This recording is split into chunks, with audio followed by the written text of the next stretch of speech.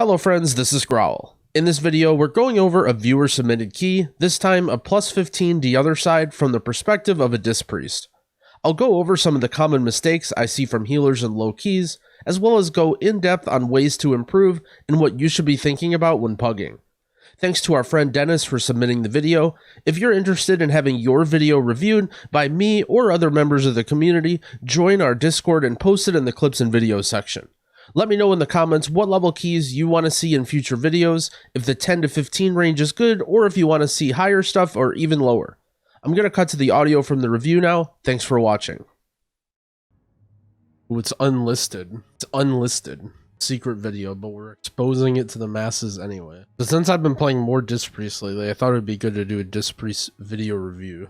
Alright. So this is I believe it is a 15 DOS. Oh, nice. I like when they open all their stuff for me to see. So he's running General Draven. I feel like I like General Draven, but only when you get Stand Your Ground. But Stand Your Ground is actually better than I thought it would be in Mythic Plus, because the uptime is so high.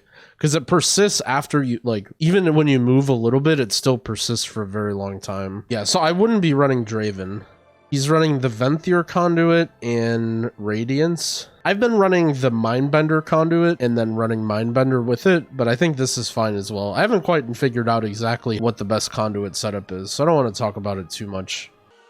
Ooh, you guys can't see the chat, but the Boomy just asked if the tank wants trees. Every Boomy, even though they aren't supposed to, they always try and get it anyway. It's like, you know when you're a kid and you're at the store and you ask your mom for something and you know she's gonna say no. You know it's 0% chance that she's gonna say yes for you to get it, but you ask every single time anyway. That's Boomy's asking if you need trees. Like, hey, can I run Nature's Balance today? Yeah, see, would be cool in case I'm dying. So I don't talk about people's UI that much. I feel like UIs are becoming more standardized. One thing I'll say that's interesting here about this UI is I'm not sure about his things that he's tracking here on his Demon Hunter. I think it's important because Demon Hunter is such a meta popular tank right now to be very familiar with them, and he's tracking blur. I don't think Vengeance Demon Hunter has blur. He's also not tracking cheat or fell dev. So I think you maybe don't have every single class filled out in your Omni CD or your Weeko or whatever, but as a healer, you should be very familiar with the Demon Hunter CDs and be tracking everything that they're doing. I think fell dev is a deceptively important thing to track. Also, I think the party frames are a little bit big. They're not way too big, but they're also a little bit off to the side. Like, this is all pretty important information that he has here. This is pretty important information that he has, and they're off to the side. Maybe I'm going to put on, let me put the chat somewhere else, because the chat's kind of blocking all the frames. I'm going to put the chat, put it like here. I don't know if that's a good spot for it. Okay, so let's watch. So as we're running into this pack, we're dotting everything with Purge the Wicked, but we have to be careful not to pull threat on everything. We're pressing, I noticed we pressed Smite, but we didn't press Penance. Ideally, in the beginning of the pull, we want to press Penance on a mob to spread our Purge the Wicked more. And we didn't get Purge on all the mobs, so we definitely should be pressing Purge at some point here. We PS the tank when his meta ran out. That was good. That was good use of PS. I think tracking meta and understanding when a Demon Hunter needs PS is very important in keys. So we talked about not understanding the Demon Hunter cooldowns, but that was a good use of PS. I'm not sure if they're in Discord or anything that's going on.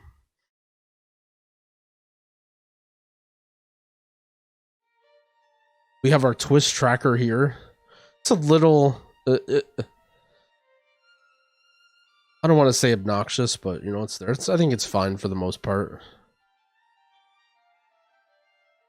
The finely executed first pull. Very, very minor details about the use of penance and stuff. So this can be a scary pull, especially because the Demon Hunter used meta on the first pull and we don't have combust. This is a deceptively dangerous pull to when you go into here, because a lot of times your DPS will use everything during Lust here, and then you'll go into this pull and be dry, especially in a pug where you're not kicking the Death Speaker enough. Also, this is inspiring. So this can be a very, very dangerous pull. Luckily, we save Rapture. I hope to use many buttons on this pull. Rapture and maybe even Barrier. Yeah, we immediately use Rapture, which is really good. I like it. We're spamming our button. Let's hold on. Let me go back a little bit. Let me watch what we're doing during Rapture. Okay, so we activate Rapture on the tank. So when this happens in a pull like this, you should just be spamming Power Word Shield on the tank over and over and over and over. See how his mouse goes to the mage, but the mage is in like basically no danger. It's tempting to be like, oh, the tank is fine, like he has a shield or whatever, but in this situation, no one else is in any danger at all. The only person that's going to take damage is the tank. The mage just got hit by like a storming or whatever, and granted, the tank didn't die, he was more or less fine, but it's important to be like, especially during Rapture, that's a very important window. One thing you can do here, see how the mobs are getting spread out because there's casters. You can, once they get spread out from the inspiring mob, you can use Fear or Shining Force to try and knock them back together. We have both of them here.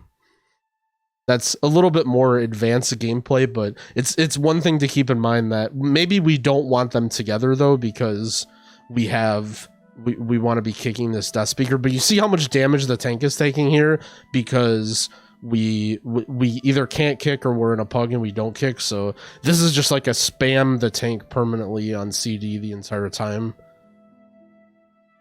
We defensive penance, which is whatever. Generally, you shouldn't be defensive penancing unless you have to like move. But it's fine. A little bit nitpicking.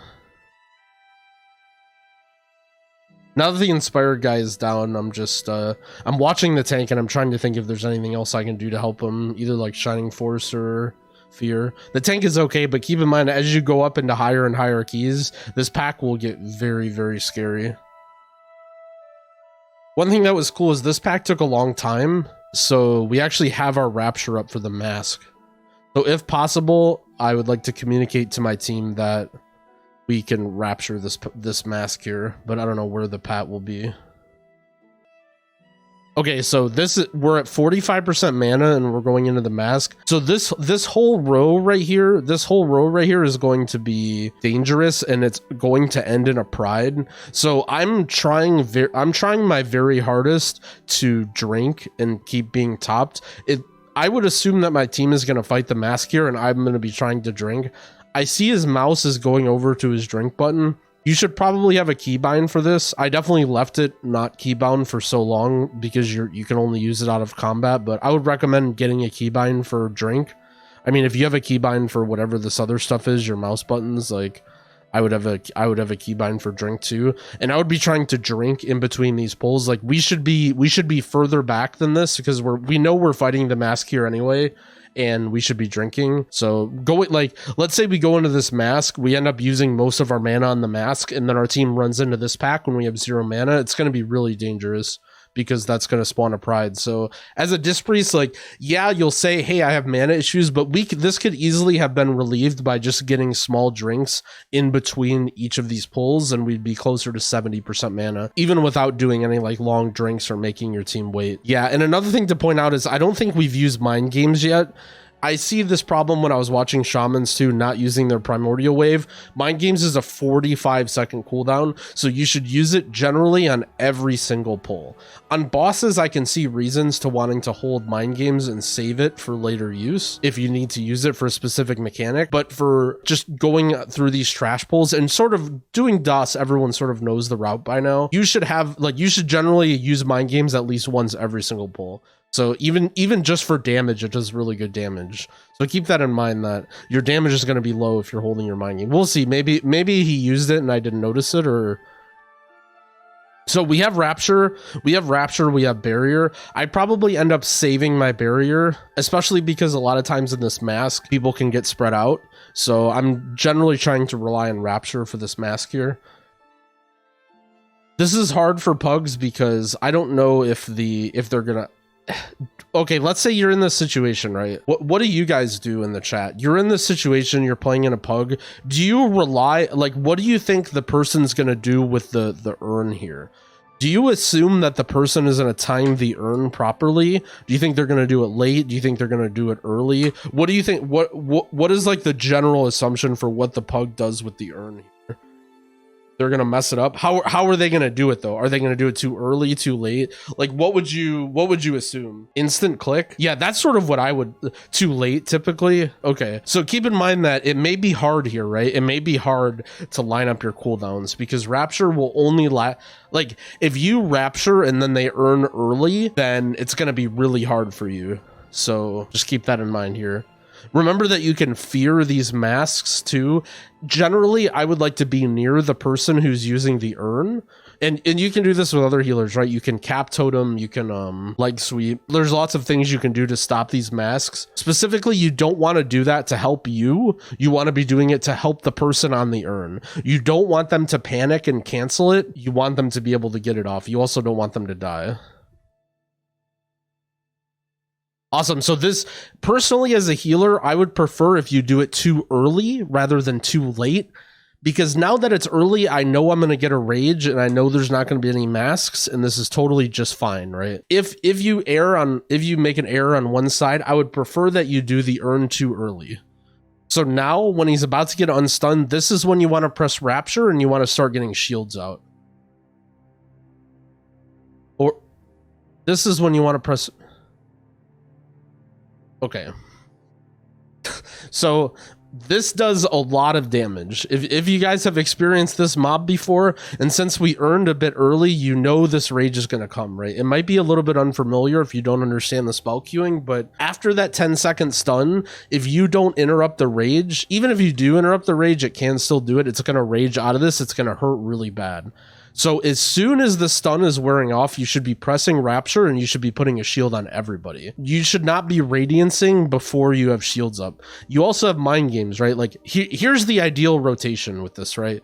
Here's the ideal rotation. As the stun is starting to run out, you press Rapture, you get a shield on everybody. You continue putting shields on the people who are in the most danger. So in this situation, it's not the mage because he has cheat, not the tank, maybe the boomy, maybe the ret, and maybe you, right? So I'm probably shielding everybody and then spamming my extra shields on the bottom three. And then as soon as that runs out, I'm pressing mind games because that's going to be my biggest single target party heal. And then I'm going to be pressing radiance. So we didn't have the shields and then we immediately went radiance, and now we're pressing mind games, but see how behind we are. And again, I think we'll probably be fine because it's a 15, but just keep that in mind that we needed those shields. We needed those shields out ahead of time. And and now, see, we need to Rapture first. Rapture lasts a long time. We need to Rapture first. Now we're getting no value out of this Rapture because we're using our shields after the damage. This is like a really, really important concept as a healer because there's many damage. Like this is a very common damage profile that exists in every dungeon, is no damage, no damage, no damage, then huge burst of damage on the whole party, and then no damage, no damage. And being able to anticipate that huge burst of damage and having your healing out beforehand rather than trying to play catch up is really, really important. And again, in a 15s, we're not going to be super punished for it, but just keep that in mind that when, you know, I see this sometimes. I just assume, at least from the chat with you guys, when you guys are like, oh, my team doesn't press defensives on the mask, blah, blah, blah. Like Pally didn't use his DP or didn't use bubble. It's like, well, if your healing rotation is clean, then you should be able to heal through it anyway, even if your teammates are monkeys. Because if you're pugging, your teammates are always going to be monkeys. Okay, so talking about mana again. We have 30% mana. This is going to be Pride. Again, if you're not super familiar with the dungeon, this may catch you off guard, but I already said that before the mask pull, that we were going into Pride soon. And now we're going into this pack and then into Pride, which in a 15, it won't be super bad, but as a Disc Priest, you spend a lot of mana on Pride. I like having about 40 to 50% mana going into a Pride. That way I can just spam Shadow Mend and not have to worry about my mana at all, as opposed to like right now we have a Boomy, we have Innervate. Like I generally try and put myself in as good of a situation as possible going into Pride, and doing your weekly 15s, it won't be that big of a deal, but as you start getting up doing 18s, 19s, 20s, being able to heal a Pride cleanly is important, especially talking about next week. Next week is Grievous. All right, I'm pausing a little bit too much. I'm gonna try not to pause. All right. We're spamming Shadowman on the tank. We're burning our mana quickly. I'm getting a bit worried. We also haven't used Mind Seer at all. look at his mouse. This is the desperate attempt at a Disc Priest who realized he didn't get mana. He sees his mouse. Poor guy, dude. I can relate. I vibe with that. I vibe with just the moving the mouse. Oh, no. Okay, let's watch back. Okay, so I generally like to be even ground on the Pride because I want to be able to see the orbs very predictably. On the Z-axis, it's very hard to see which way they're going to go, and stairs can be really unpredictable. So generally in this situation, once I realized that I couldn't drink, I would be running down to this flat layer and I'd be applying atonements to my party with Power Word Shield. And we're kind of in a, it's not terrible to be in this spot, but I generally don't like to be on stairs. Okay, the mage just ran on our head. Okay, I like the barrier. It's a little bit early. We got Innervate as well. Okay, so let's go back a little bit. We have Innervate right here, and we're smiting. We only have, I think this is Atonement, right? This is a danger waiting to happen in a high key. We have Innervate, we have only 2 Atonements active, and we're spamming Smite on the Pride. We need to be getting Atonements on our party ASAP. We still have Mind Games available. We have Penance that's almost up. We can Radiance. We need to be healing. We need to be doing big healing right now. And also, yeah, you can't even rely on your team being in this barrier. So we Radiance Mind Games there. I would have liked to seen it a little bit earlier because eventually you're not going to be able to keep up with this. We also have our Shadow Fiend up too. We also have our Shadow Fiend available too. Okay, so going into this pull, and this is more of a general dungeon knowledge thing, so just to keep in mind, but okay, right here, what's going to happen? These guys hit the tank so hard. Also, we have infinite mana, so right away, I'm spamming stuff on the tank. Sometimes, you know, it can be hard. You might be reading your chat, you might be eating an English muffin, you might be cracking open an energy drink to remember, but this, like, you're in high keys, this is just going to kill your tank instantaneously when they jump in with no demon spikes and no meta. So I'm spamming heals on the tank right now. I'm putting a shield on him. I'm trying to top him. See how we're walking down, we're using feather, you know, we're being a priest, but we need to heal our tank because our tank is in danger. Watch this. Okay, we got our twist, which again, right, it's not terrible, but just keep in mind that this could do a lot of damage to our tank very quickly.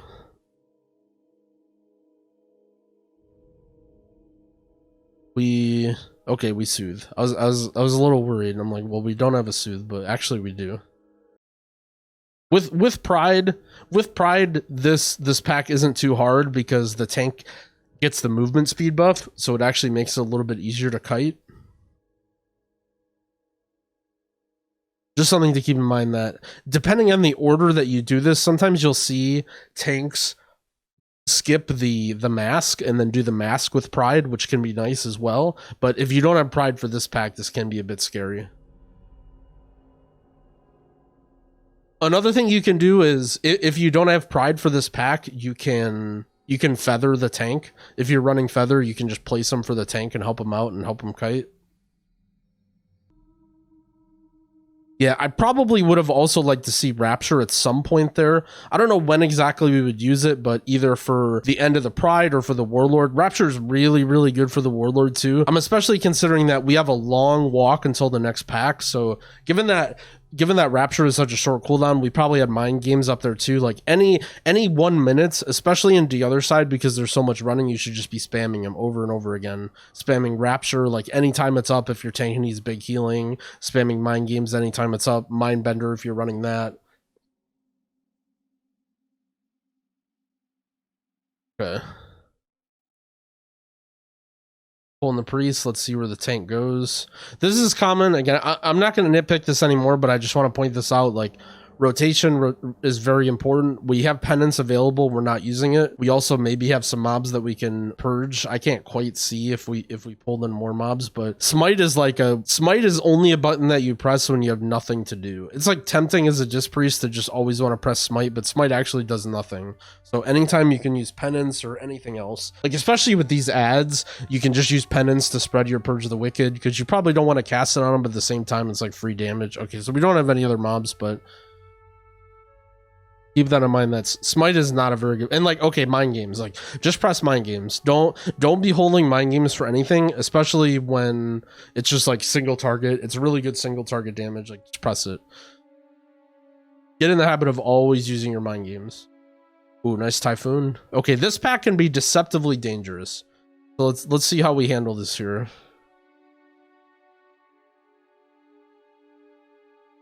This bleed doesn't seem to do very much damage. Can you fear these guys to stop the blade storm, or are they undead? I think you cannot fear them.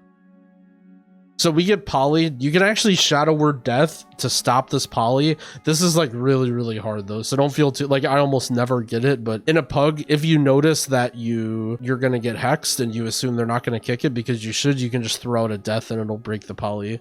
Oh yeah, you can shackle it. That's right. Okay, so these blade storm guys, yeah, I knew you could stop them with something, but I'm trying to remember what. These blade storm guys, you should use shackle and dead to stop this the blade storm cast as well, because you should just assume that your teammates are monkeys. Oh, it is inspiring, true. Well, okay, in inspiring, while you can't stop the blade storm, you should also be ready to death the poly, because you're gonna assume that's not gonna get off. We press mind games there, which is good.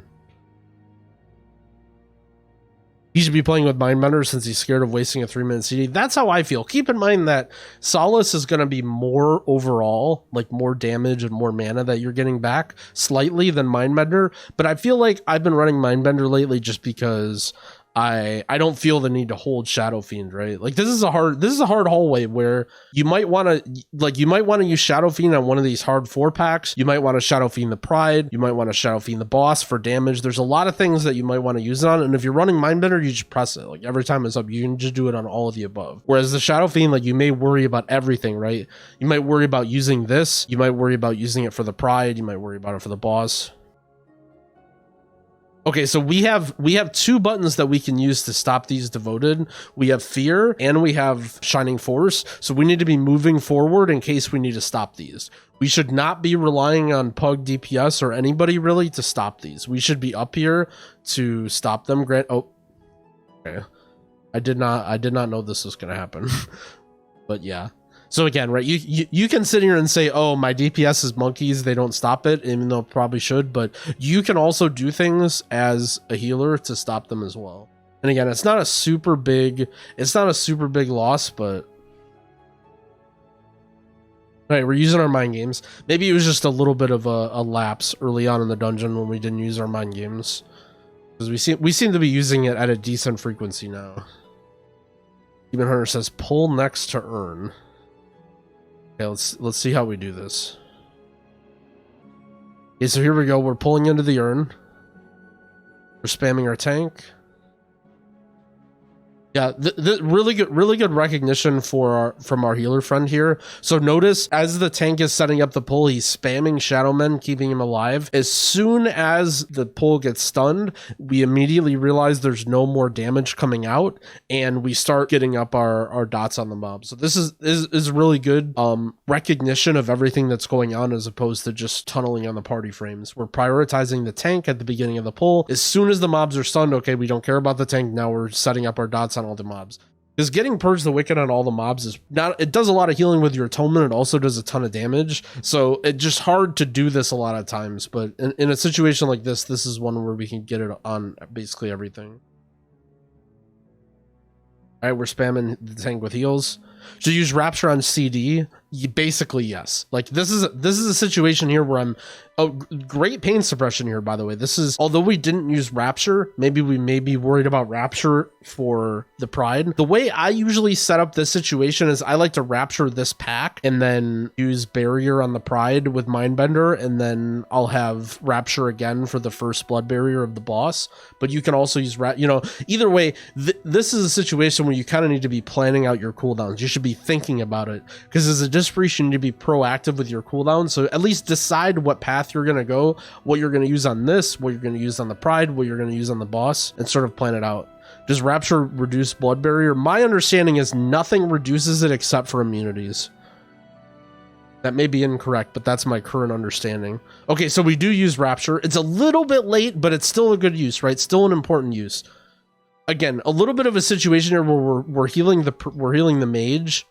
Oh, okay. See, we got a little bit tunneling on. We tunneled a little bit on party bars there. Actually, wait, what happened here? Hold on, what happened right here?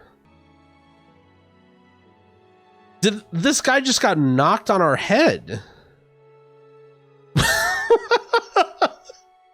The typhoon, the Druid just typhooned the guy on our head. Okay, that was not our healer friend's fault.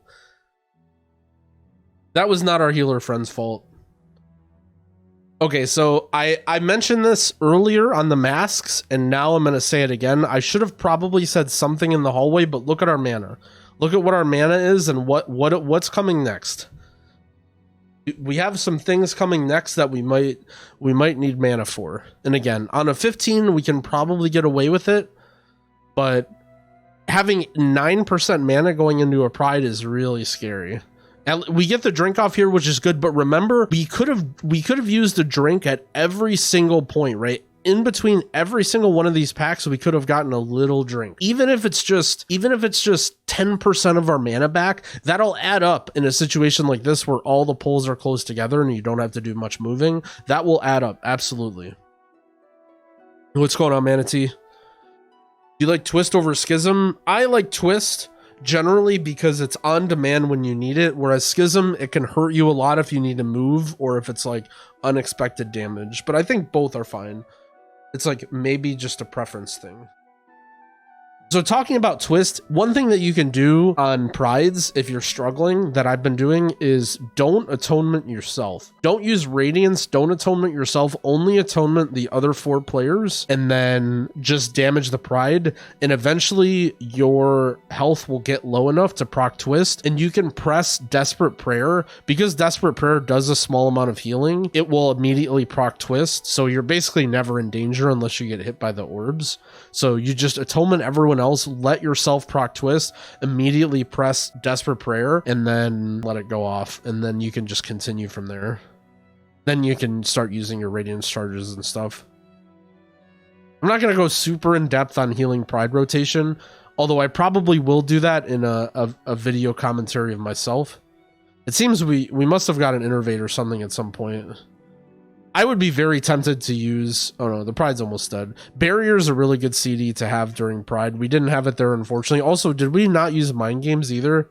Okay, so still a little lack of Mind Games usage. It can be tempting to want to hold all your damage for this boss. Let's see, great use of PI there. I like it. I haven't been watching our PI usage, but it's a good idea to have a weak aura to... Oh no, it is on CD. Okay, yeah, you're right. He used it. It's a good idea to have a weak aura reminder of when to use PI, but either way, it looks like we've been getting good use out of it. Oh, man, this is that 15 fortified. Look at this. This guy's almost dead. In this situation, I would always Rapture this Blood Barrier. It's gonna... We know this is gonna be the only Blood Barrier, so I would just be using Rapture and spamming shields at this point to, like, 100% ensure that no one dies or anything bad happens. Because here's what's gonna happen, right? This is the only damage from this Blood Barrier, and then we're just gonna run back, and we're gonna be... By the time we get to the next pull, our Rapture is gonna be up. Again, not super important because we're in a 15, you know, nothing really matters that much, but it's something to consider that anytime there's big damage coming and we know that we're not going to need it for a while, just press Rapture. It's just like insane HPS button. Skip ahead. Walking, we're walking.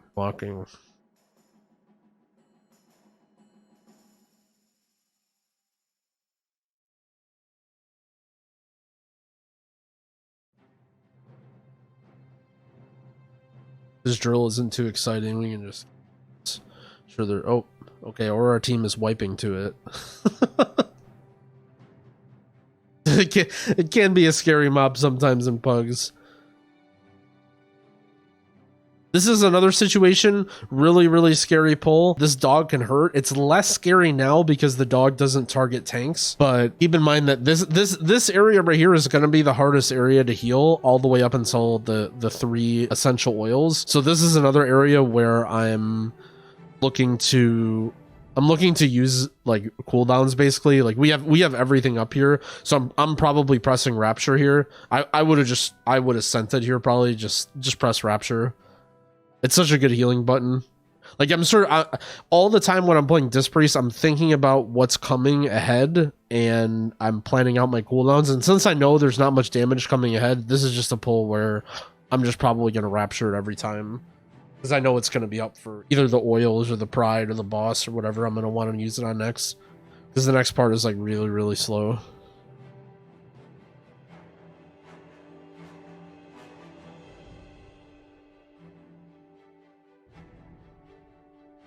Yeah, see, again, we're using Smite, we have our penance, we have our mind games too. In this situation where if your team is like pulling slow, if they're only pulling like 1 mob at a time in this area, you could also just be in more of a damage focused mindset for these guys too, which again means using your mind games on CD, using your Shadow Fiend on CD, making sure you're always using your penance, like throwing out PI. Like, do we have PI here we can use?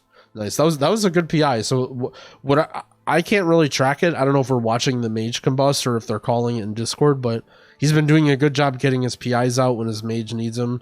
But again, this is an area where it can be tough to heal, but if your team's pulling a bit slow, you can just be thinking about damage. Which again, we're holding on to our mind games, we're holding on to our other stuff.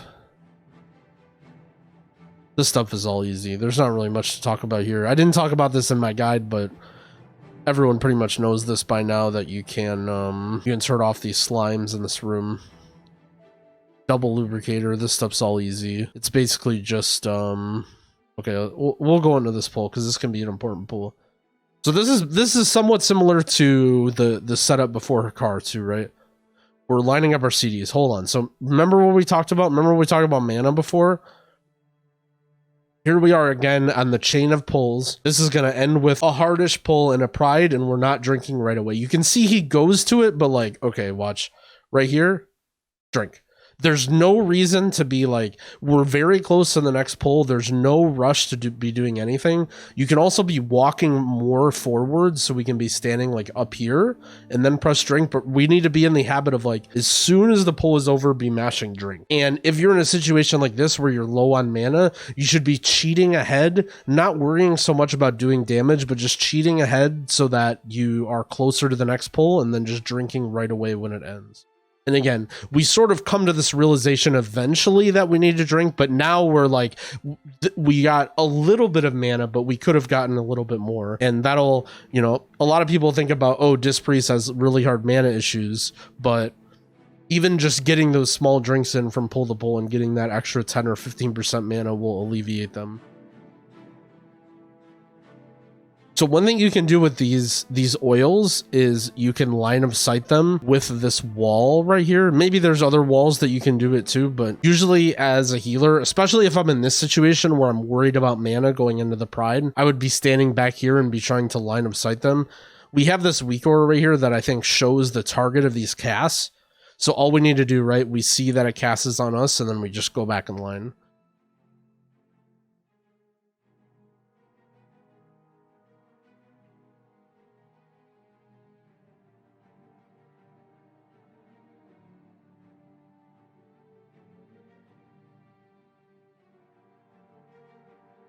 Yeah, we're fighting the pride again.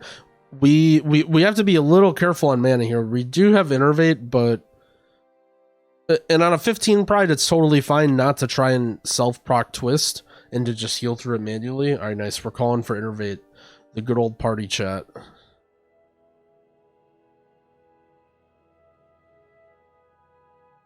Ooh, okay, so if we get Innervate, if you're Innervated, you need to use other abilities. Either use Radiance, use Shadow Mend. Like, Shadow Mend is so much more healing than Smite is. Smite does, like, how much healing does Smite do if there's 5 atonements up? It can't do more than 1,000. Can't do more than 1,000 per global. And Shadow Mend is doing like 5,000 or something. So anytime you have Innervate, like in a situation like that, you have to be pressing buttons that cost mana.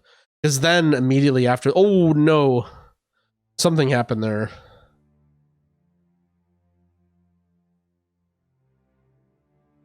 Uh-oh, are we in danger? Chilling. This is the nice thing about having a Boomy. Smite does like 2,500. It does, right? Maybe, but like even that's half of what Shadow Mend does, and that's not even factoring in that, like, well, it's like it's healing on the tank, which doesn't really need the healing. Like, it may be healing on other people. Like, it's not priority either. Like, not only is it less healing than Shadow Mend, but it's also less priority.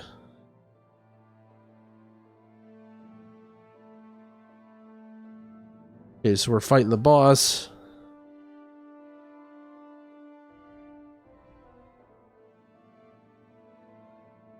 Not much exciting about this boss.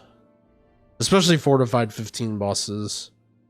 Let's, I like standing really close to the boss. This Z or N or whatever letter this is, it gets smaller depending on how close you are to the target, and a lot of times your DPS are monkeys, so generally I just like for it to be as small as possible. And I'll try and stand really, really close to the boss just to make sure it's not big. I like sometimes using something here because your team is going to take a little bit of damage because of this doom, and if they end up getting hit by the stun, they can get pretty low. Although Wings is up.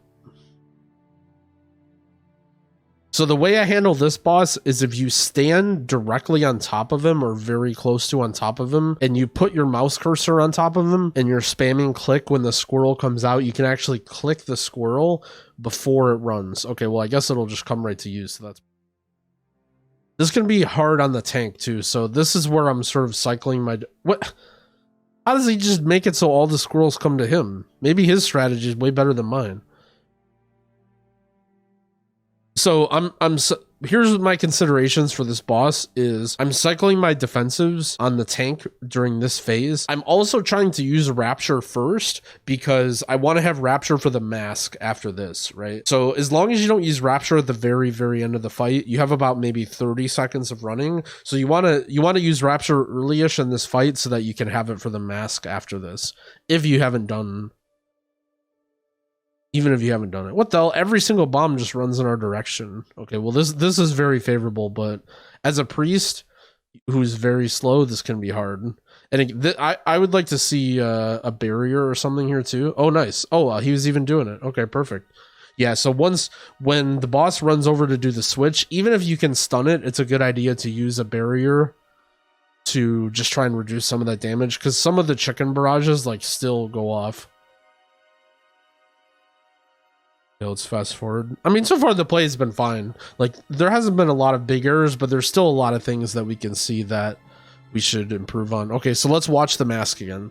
Let's see what happens here, because now we don't have the stun, right? So here, generally when the mask cast comes out, it's roughly like 7 to 8 seconds until the rage starts, right? So once these masks start coming out, that's when I'm pressing Rapture and I'm putting shields on everybody.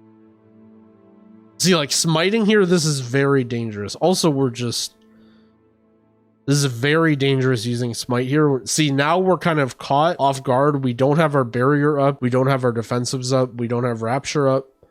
Like, now, see, we're essentially trying to atonement heal through something that shouldn't be atonement healed. This is like the heaviest burst damage of almost any trash pack. Like, we should always be committing CDs to this. I think in general, the way that our friend is thinking about the game, I think he's valuing mind games a little bit too highly. Like, mind games is a good button, but it's not that good, right? So we shouldn't be holding it. We should just be pressing it. And also for a mechanic like this, just mind games isn't going to be good enough. Just pressing Radiance and then mind games, like, see how little healing it did? Oh, wow. Oh, okay, we died. Hold on. Well, look, I'm not going to go back and see what defensives he could have pressed or if he could have pressed Healthstone. We all know that we could have lived there if we would have pre-raptured. Or barrier, right? Either barrier or rapture is both good there. Oh no. Oh no. Oh no, not the masks, dude. See what happens when the first rage, when everything doesn't go smoothly, then if you get a second one, it gets even worse. Ideally, you should be able to heal through one rage just fine. My bad, sad, is true. Shouldn't have released. That release was fine. The respawn point was very close. It's all about just being preemptive for this damage. Hope you have PI. This is a really scary pull. You have to be careful not to pull threat here. It's really tempting to try and dot up these mobs or to heal the tank, but if the mobs start running towards you here, it can be really bad. So just keep that in mind. Be really careful on this pull as your tank is setting it up. I would almost like to have seen a pre-defensive here, either a pain sup or a barrier, since we didn't have a rapture, just something so that we wouldn't have to touch the tank for this. It might seem like overkill because all the mobs are going to be stunned, but the pull is fine. Like, as long as the pull gets grouped up and stunned and combusted, we're fine, right? So it might seem like a little bit of a waste to PS there, or to even barrier, but it's something that's good. Okay, so maybe this is something that's, maybe I'm looking too much into it, but we made a little bit of a mistake and we died to the mask, and now we're kind of in like timid healer mode, right? And I'm not saying this like trying to make fun of him. I'm like more reflecting on myself here. Remember the urn at the end of the Hakkar room when we stunned, and immediately when we stunned, he realized that there was no more damage, and he used Purge the Wicked on all the guys and did damage. Now watch what happens when this urn happens. Okay, urn goes off. Shadowman, Shadowman, Shadowman, Shadowman, Shadowman, Shadowman, Shadowman.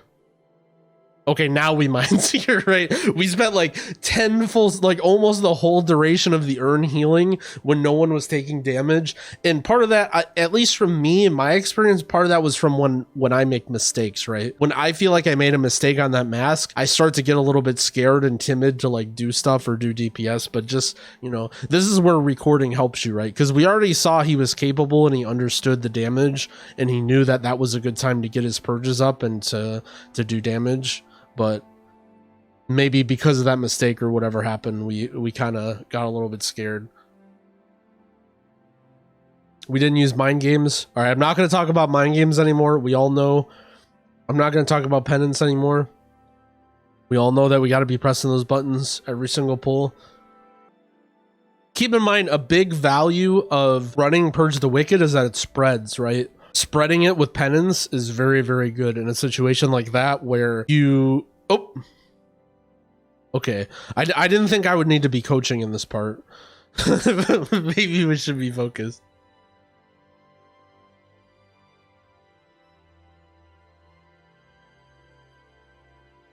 Would you purge into mind seer that pack? I would probably only be putting damage on the Shadow Core guy. I would just purge the Shadow Core guy and then immediately just use penance, solace, and then mind seer the whole pack. Probably mind games the guy too.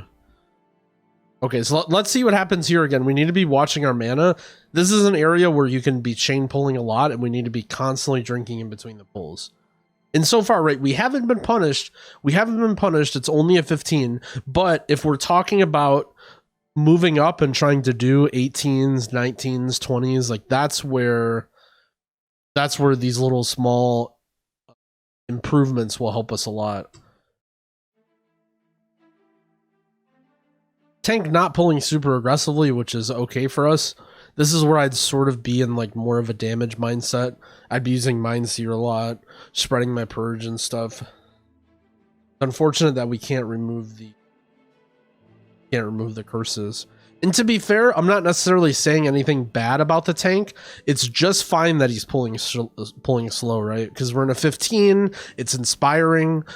We have plenty of time left on the timer. So it's just fine that he's pulling slow. There's nothing wrong with this. It's all about, as a healer, trying to adapt to your team. This is where, so right here, this is where tracking Fel Dev is really helpful. Watch how much damage Demon Hunter, this is just 3 mobs, right? And I don't want to hear anything about, the kiting meta or whatever, but watch how hard Demon Hunter gets hit just by 3 mobs when he doesn't have mitigation up. Look at this. This is where tracking Fel Dev is really, look at that. These are white swings. These are white swings because he doesn't have demon spikes or meta up, right? This is where tracking Fel Dev and demon spikes is really important. Demon spikes can be kind of obnoxious to track when it's because it's affected by haste, but you should definitely be tracking Fel Dev, and when you realize he doesn't have any meta up, then you probably need to be pumping heals even on a 3 target pull. Tracking what? Okay, so Fel Devastation is a demon hunter ability. It's on a 1 minute cooldown, and what it does is it gives them meta. It gives them meta for like, what is it, 6 seconds or 8 seconds or something. And that's essentially their main form of mitigation. So they run into a pole, they have demon spikes active, then they press Fel Dev and they have meta up and they're getting threat and stuff. And then they have to decide after that Fel Dev meta runs out, do they kite or do they pop their meta, or is the pole almost dead and they can stay in? And knowing if they have that Fel Dev, it's pretty important as a healer. It's good to track. Okay, so there we go. We're drinking right away. This is good, right? This is good. It looks like maybe there was some sort of communication here because our team isn't pulling anything, but oh yeah, see, there's no reason we needed to get up and drink here. I mean, I guess if we knew we were only pulling 2 mobs, but I think I think we feel a little bit rushed into, uh-oh, are we pulling these beaks? What are these beaks doing? Okay, well, anyway, there's no reason to get up. I think I think our friend is a little bit scared of our tank getting one shot at like the beginning of a pull or whatever, and we're like rushing to get in, but ultimately there's not much we can do saving a demon hunter anyway if he runs in and dies. Pressing smite without pressing penance. I'm okay with saving mind games here. This is a situation where it's just fine to save mind games, because we have a pride coming up, and if we use it like right before the pride spawns, it's going to be less good. Okay, so we're putting atonements on everyone. We can smite a little bit at the beginning, but we have penance and solace up. We should be pressing these buttons. There's our solace. Using radiance to keep atonements up. And again, we can save our other buttons. Right here, like right when we get to about 40%, I'd be looking to press my Shadow Fiend because it lasts 10 seconds, and we know that the pride is, let's say, 15 to 20 seconds from dying, and we don't want to like greed out. Like the last couple seconds of the pride isn't super important, so this is where I'd be pressing my Shadow Fiend. Shadow Fiend's really, really good versus pride. If you're saving your Shadow Fiend and you're not using it on a pride, like what else is there to use it for? It doesn't scale at all on AoE or whatever.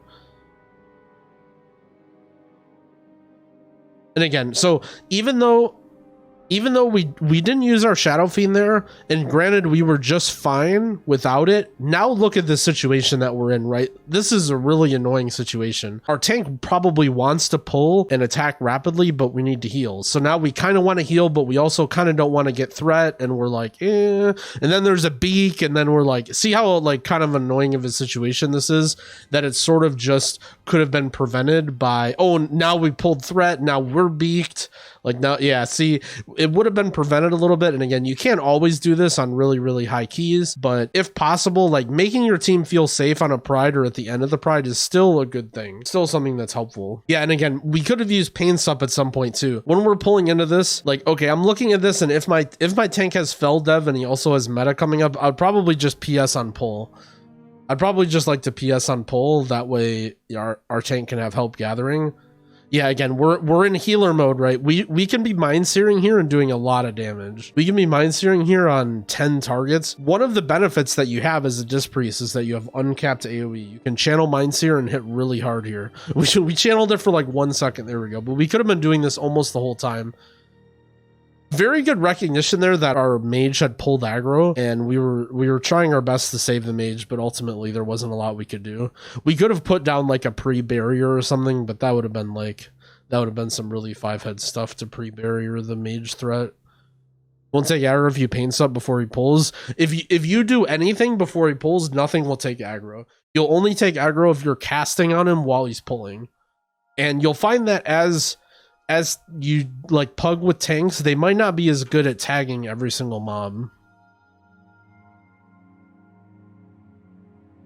They might not be good at tagging every single mob, so it's important that you are careful while they're gathering, if that makes sense. You keep them top beforehand, and then you're careful while they're gathering. Okay, so this pull right here, we don't want this matriarch. I don't know. I don't think the tank pulled it. Let's go back just a little bit more. Okay, so see this situation right here. We don't want this matriarch. We need to be away from this guy. We don't want to kill this.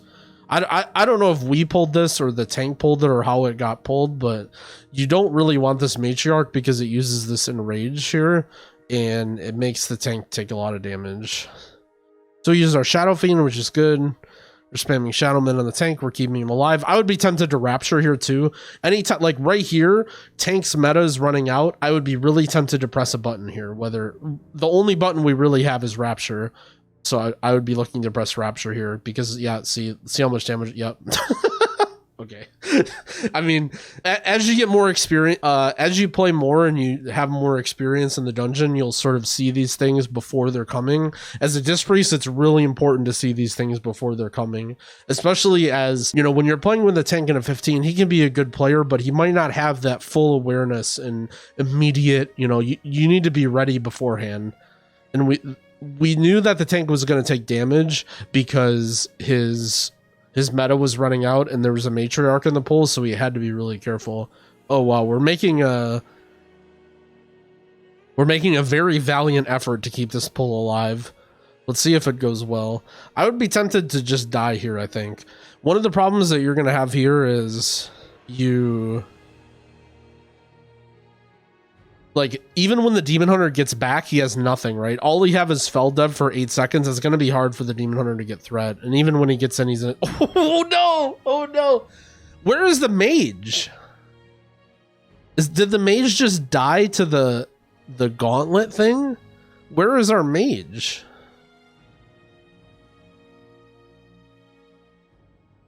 This pull is going to last a very long time. This is very dangerous. This is a situation where I'm trying to help our tank in any way possible. I understand that there's an inspiring guy here, right? But we can help with that. Even though this guy's inspiring, we can use Shining Force to knock out the inspiring guy, then we can fear. We can also feather the tank to help him kite. This is like a very dangerous situation where no amount of healing is going to help generally. This is a situation where we need to figure out how to, like, right here, see how the inspiring guy's back here? We can absolutely fear this to help the tank get some distance. We can also Shining Force. It's going to be hard, but as a priest, you want to be constantly using those good priest things that you have so that your team is like, oh nice, we have a priest, like he's using good priest stuff. That's going to be the difference between you and other priests, and how to get a group is when they notice you do good priest stuff. Tank is overgeared. I mean, for a 15, I would say most people are probably overgeared. Because 15s drop what, like 210 gear? I would assume that most people doing 15s are overgeared, quote unquote, for 15s. It just sort of depends on who you're asking. Yeah, this is quickly becoming Monk-S point right clock. I don't see a combat timer, but I assume it's not good. 2.5 minutes or something, 3 minutes. Yeah, mind soothing stuff is a really good idea. It's a great idea to be in the habit of randomly mind soothing packs that you're walking by, like that dragon or whatever. Any humanoids when you're playing in pugs, like normal, not just for skips, right? Mind soothe isn't just for skipping. It's literally so that your monkey DPS don't pull them. Also, again, right? Mana. We're running into this pack. It's going to be Pride. Again, you won't be super punished because you have a Boomy and it's only a 15, but keep that in mind that if this pull goes wrong, or if something bad happens, or someone dies to the Pride, and yeah, having a lot of mana will be helpful.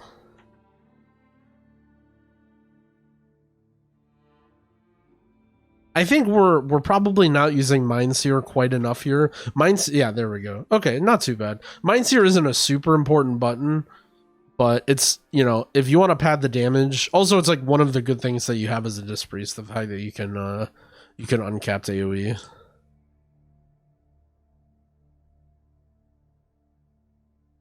Okay, so we got the Pride. I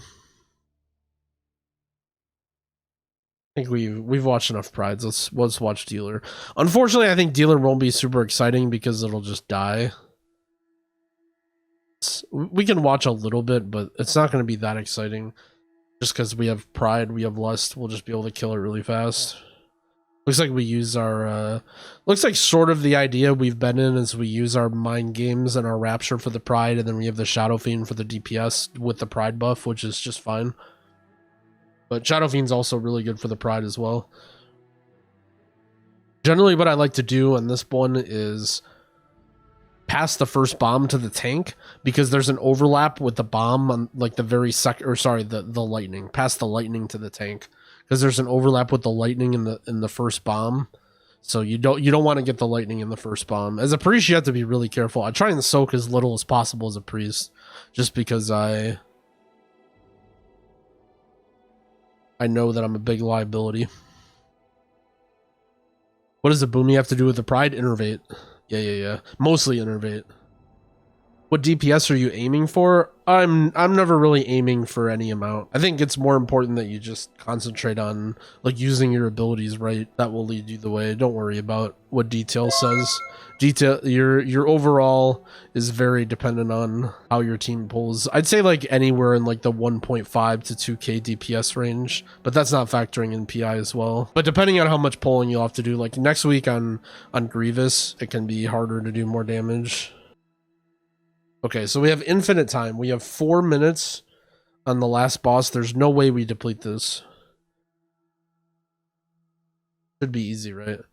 This is like a pretty... This is usually a pretty easy boss to heal. The one thing that I'll say about healing this boss is I feel like most tanks don't understand this mechanic. So I'm going to explain how this Soul Crusher mechanic works. Okay. So Soul Crusher hits the tank for a lot of damage, and depending on how much damage they took, then it also puts a dot on you, and that dot does more damage depending on how much damage you took. So you want to have mitigation up before the Soul Crusher, and the Soul Crusher, although it's a fast cast, I think it does it when it's full energy. So most tanks are going to get hit really hard by this because either they're not paying attention, or I don't know. I don't know why it seems hard, but like we should have some form of meta or something up for this, right? But tanks are going to get hit really hard by this. Again, in a 15 fort, you're not going to notice it too much, but in a hierarchy, especially a tyrannical key, you'll notice it more. Or a tank is hit by the Master of Death. Is it magic or physical? I think it's both, right? One of them is physical, one of them is magical. Like one, I don't remember. It's like half and half, I think. And yeah, Brewmaster gets hit by it really hard. It's just like a weird net thing that Brewmaster has. Hold on, what happened? What happened? Okay, so this mechanic usually isn't traditionally that hard, but what you want to do is usually just stay together. Like, see how everyone here is in the front, sort of, and then this one guy is in the back? You don't want to be this guy. Either everybody is in the back or everyone's sort of in the front, but you need to have a clear path. The goal for this part is you want to have a clear pathway across to go left and right. Wherever that pathway is, it doesn't matter as long as you're clear. So see how everyone went in here and then this one guy is blocking. Okay, watch this, right? He made a mistake here. Remember that we have Door of Shadows. I haven't seen a Door of Shadows cast yet, but as a priest, you're a wheelchair and you're very slow. Every time you're in this situation, be looking to do a Door of Shadows, because that'll get you across orbs, no problem. And granted, your pally still would have died, but... Okay, so we're still rezzing. We're still okay.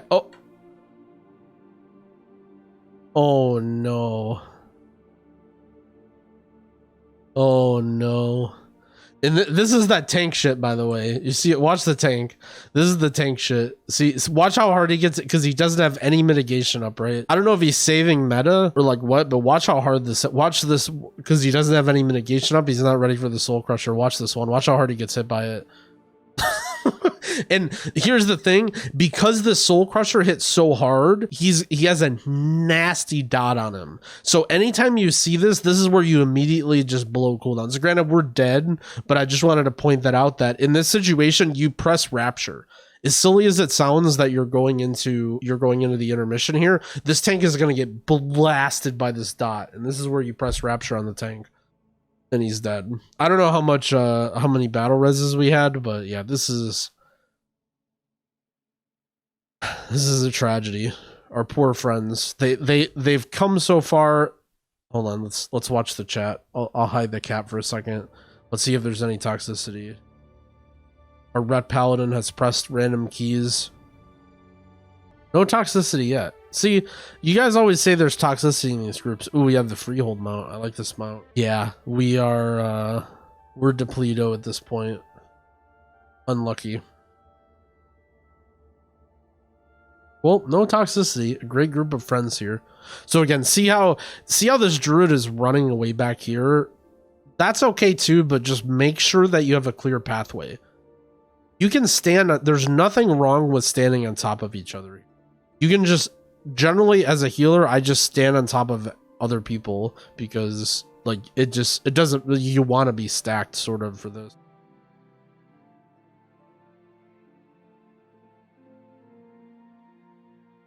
Okay, so there's one set of debuffs, then Master of Death.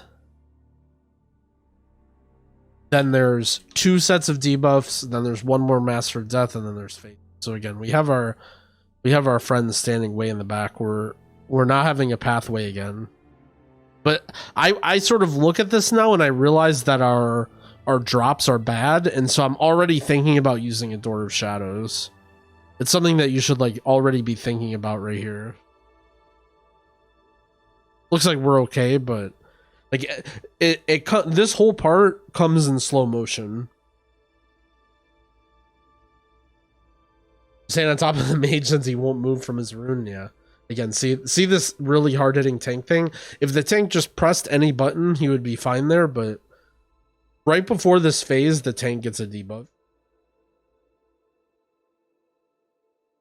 Also, from my experience, you don't really need that much damage here, especially if the tank is saving everything for whatever reason. Like, don't be afraid to put DPS cooldowns on the boss. Like, we blew everything on this guy, but we still have like, look at how much time we have. Like, we could have used some of that damage for the boss, if that makes sense. Like, it sounds kind of silly. Obviously, you'd want to, you need to make sure that you can kill the ad, but see how much of an overkill that was? Demon Hunter used meta, we used PI on ourselves, and Shadow Fiend, and Mind Games, and everything else. We just use too much stuff for this. And especially if I see the tank saving his meta for the ad, I don't even know. I mean, meta doesn't give you that much damage on single target, but like, keep in mind that you get in this situation, right, where it doesn't instantly kill the boss, and you do have to use damage on the boss. So although a healer, your damage isn't that significant, it's still something to think about. But yeah, there isn't too much to talk about this key. I hope we just get here.